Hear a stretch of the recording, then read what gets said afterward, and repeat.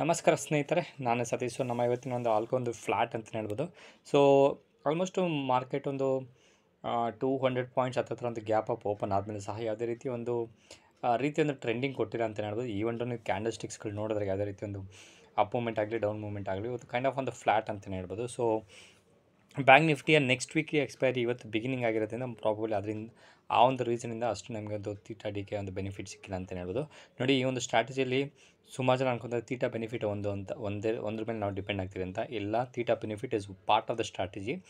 ಅದ್ರ ಜೊತೆಗೆ ವೇರಿಯಸ್ ಒಂದು ಫ್ಯಾಕ್ಟರ್ಗಳನ್ನ ಕನ್ಸಿಡರ್ ಮಾಡಿ ನಾವು ಟ್ರೇಡ್ ಮಾಡೋದ್ರಿಂದ ನಮಗೆ ಪ್ರಾಫಿಟ್ ಮಾಡುವಂಥ chances probability other than theta ಡಿಕೆಯಿಂದ ಸಹ ನಮಗೆ ಸಿಗುತ್ತೆ. ಓಕೆ, ಸೊ ಅದ್ರ ಬೇಸಿಸ್ ಮೇಲೆ ನೋಡಿದ್ರೆ ನಮ್ಮ ಒಂದು ಪ್ರಾಫಿಟು ಫ್ಲಾಟ್ ಅಂತ ಹೇಳೋದು ಇವತ್ತೇನು ಅಷ್ಟು ನಂಗೆ ಲಾಸನ್ನು ತೋರಿಸಿರಲಿಲ್ಲ. MTM ಒಂದು ಪ್ರಾಫಿಟ್ ಸಹ ತೋರಿಸಿಲ್ಲ, ಅಥವಾ 300-400 ಪ್ರಾಫಿಟಲ್ಲೇ ಇತ್ತು. ಬಟ್ ನಮ್ಮ ಒಂದು ರೂಲ್ಸ್ ಪ್ರಕಾರ ಏನು ಎಕ್ಸಿಟ್ ಇದೆ ಅದು ಎಕ್ಸಿಟ್ ಆದಮೇಲೆ ನೀವು ನೋಡ್ಬೋದು ನಮ್ಮ ಒಂದು ಏನಾದರೂ ಒಂದು ಫ್ಲಾಟ್ ಪ್ರಾಫಿಟ್ ಎಷ್ಟು ಬಂದಿದೆ ಅಂತ 177 ರುಪೀಸ್. ಓಕೆ, ಸೊ ಮಾರ್ಜಿನ್ ನೋಡಿ 45,000 ಒಂದು ಮಾರ್ಜಿನ್ ಇದೆ.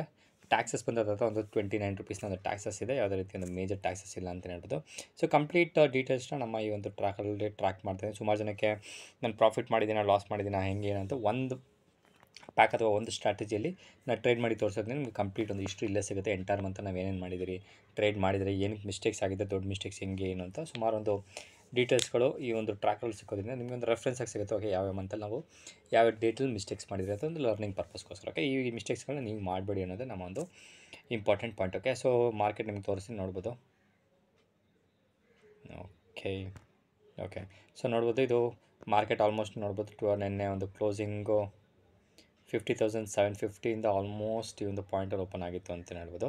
ಸೊ ಆಲ್ಮೋಸ್ಟ್ ಒಂದು 200 ಪಾಯಿಂಟ್ನ ಗ್ಯಾಪ್ ಅಪ್ ಓಪನ್ ಆಗಿ ನೋಡ್ಬೋದು. ಕ್ಯಾಂಡಲ್ ಸ್ಟಿಕ್ಸ್ ಫಾರ್ಮೇಷನ್ಸ್ ಯಾವುದೇ ರೀತಿ ಒಂದು ಬ್ಯೂಟಿಫೈ ಆಗಿರೋಂಥ ಒಂದು ಕ್ಯಾಂಡಲ್ ಸ್ಟಿಕ್ಸ್ ಇಲ್ಲ. ನೆನ್ನೆ ಒಂದು ಕ್ಲೋಸಿಂಗಲ್ಲಿ ನೋಡಿ ಇವತ್ತೇನೋ ಒಂದು ಮಾರ್ಕೆಟ್ ಸಿಕ್ಕಾಪಟ್ಟೆ ಅಪ್ ಟ್ರೆಂಡ್ ಕೊಟ್ಬಿಡುತ್ತೆ ಅಂತ ಎಕ್ಸ್ಪೆಕ್ಟೇಷನ್ ಮಾಡಿದರು.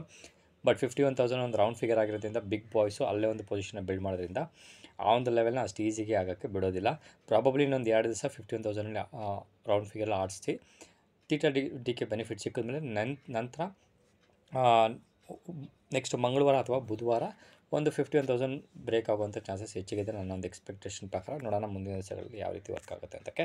ಸೊ ಇದು ನಮ್ಮ ಇವತ್ತಿನ ಒಂದು ಡೀಟೇಲ್ಸ್ ಸ್ನೇಹಿತರೆ. ಸುಮಾರು ಜನಕ್ಕೆ ಆಲ್ಗೋದ ಒಂದು ಇಂಟ್ರೆಸ್ಟ್ ಇರುತ್ತೆ. ಆ ಒಂದು ಇಂಟ್ರೆಸ್ಟ್ನ ಇತ್ತು ಅಂತಂದರೆ ಇಲ್ಲಿ ಕೊಟ್ಟಿರೋಂಥ ವಾಟ್ಸಪ್ ನಮಗೆ ಮೆಸೇಜ್ ಮಾಡಿ ಕಂಪ್ಲೀಟ್ ಇನ್ಫಾರ್ಮೇಷನ್ ಸಿಗುತ್ತೆ ಅಂತ ಹೇಳ್ತಾ ಮತ್ತೊಂದು ವೀಡಿಯೋದಲ್ಲಿ ಮೀಟ್ ಮಾಡ್ತೀನಿ. ಅವ್ರಿಗೆ ಮತ್ತೊಂದು ಸಲ ರಿಫ್ರೆಶ್ ಮಾಡಿ ತೋರಿಸ್ಬಿಡ್ತೀನಿ ಯಾವ ರೀತಿ ಪ್ರಾಫಿಟ್ ಆಗಿದೆ ಅಂತ.